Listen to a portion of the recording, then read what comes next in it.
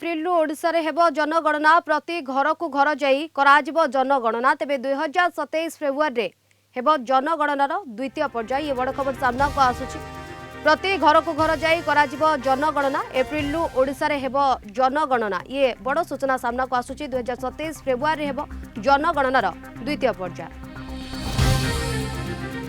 अधिक सूचना पे आम सहित फोन लाइन रे जोड़ी होछन्ती आम सीनियर करेस्पोंडेंट प्रीतिकांत नायक। प्रीतिकांत, एप्रिल ओडिशा रे जनगणना हेबो कोन सविशेष सूचना हे बाबद रे? शिवानी देखंतु डीसी डेवलपमेंट कमिशन अध्यक्षतार लोकसभा भवन रे जनगणना नहीं कि आज एक उच्च स्तरीय बैठक होता कौन एबे सुधा प्रस्तुति होती से संपर्क चर्चा आलोचना होता। निष्पत्ति होती जे एप्रिल रु मे मास भितर जनगणना दीटी पर्याय हम आउ एप्रिल रु मे भितर फास्ट फेज टा आरंभ हम। फास्ट फेज रे कौन हम ना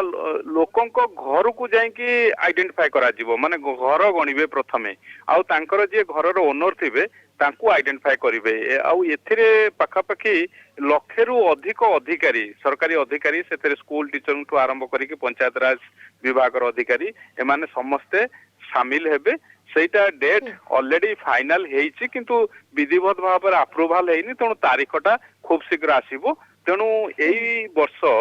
एप्रिल रु मे भितरे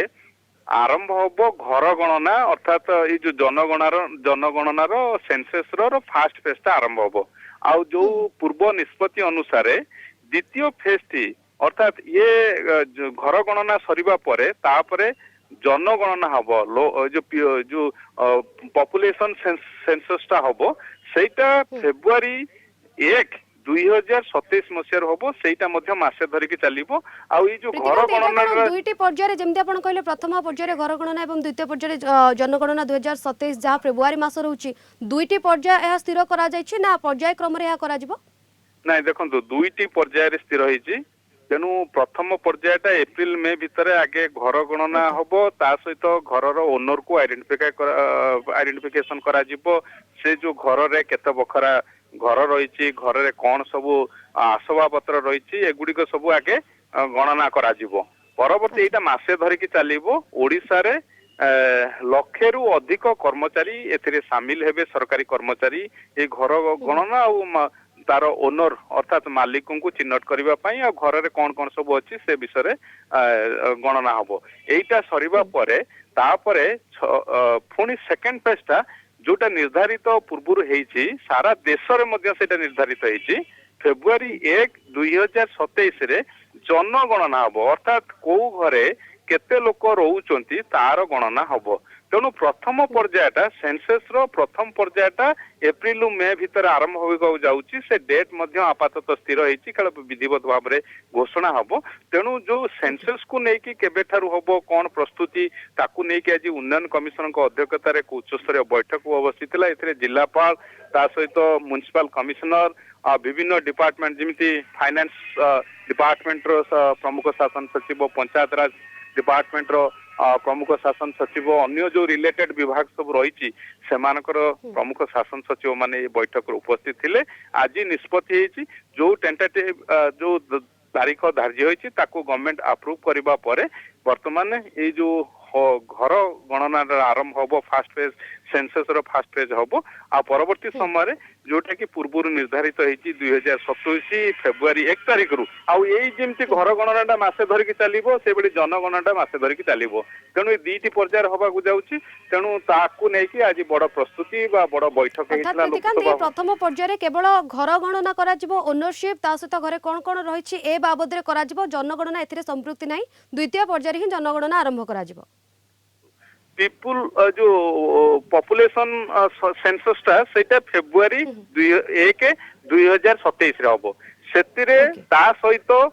आर कोनसी सेटा second phase first phase census रो ई जनगणना दुईटी पर्याय होउची। प्रथम पर्याय होउची आगे घर गणना हबो ता सहित घर रो ओनर को आइडेंटिफाई करा जिवो घरे कौन कौन सब आसवा पत्र गाड़ी केतटी अछि टीवी फ्रिज कौन सब रही घर केते गोटे बिल्डिंग रे केते बखरा घर रही ये समस्त गणना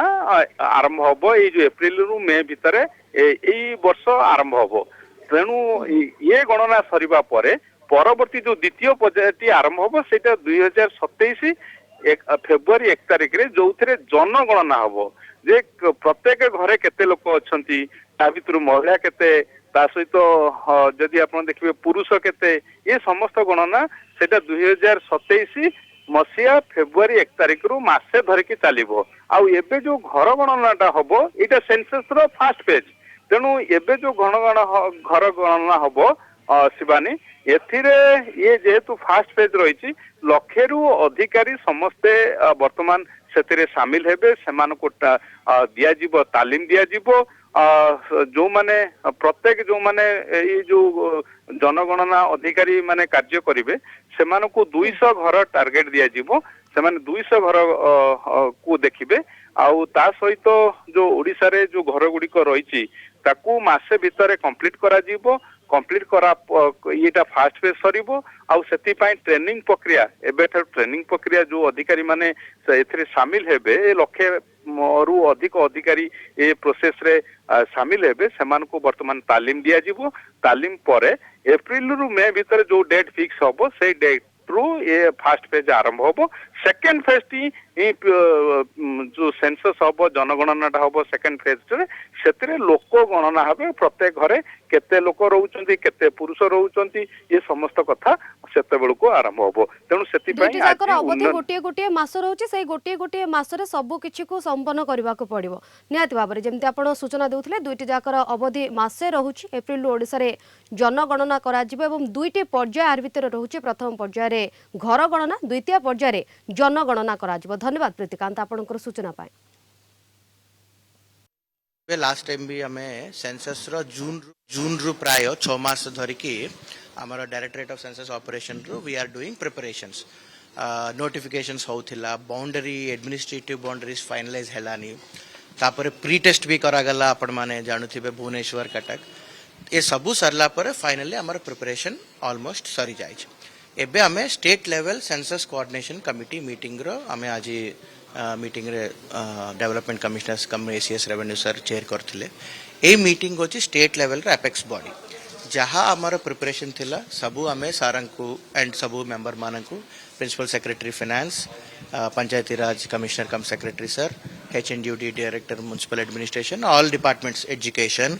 STSC फिर फॉरेस्ट समस्ते अच्छे जो मानकर इन्वॉल्वमेंट रखुची तो आमे जेते कि एबे सुधा काम हैला में जणाई थिलु